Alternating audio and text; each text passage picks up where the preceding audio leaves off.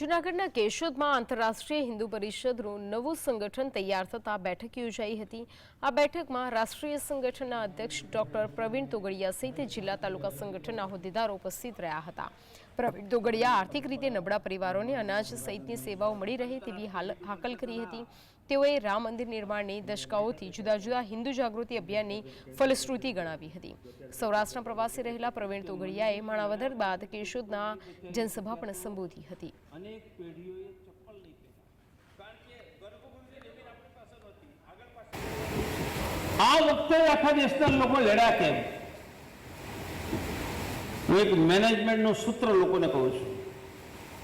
કોઈ કહે કે લોકોને મને ટેકો નથી મળતો તો મેનેજમેન્ટ કહે છે કે લોકોને તમને ટેકો નથી મળતો ને એના માટે તમે જ જવાબદાર છો। આપણે લોકોને કહીએ ટેકો નથી આપતા, મેનેજમેન્ટ કહે છે એના માટે તમે જવાબદાર છો। કેમ?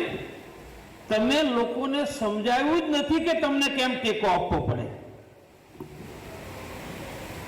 રામ મંદિરમાં આ વખતે આખો દેશ લડ્યો। કેમ?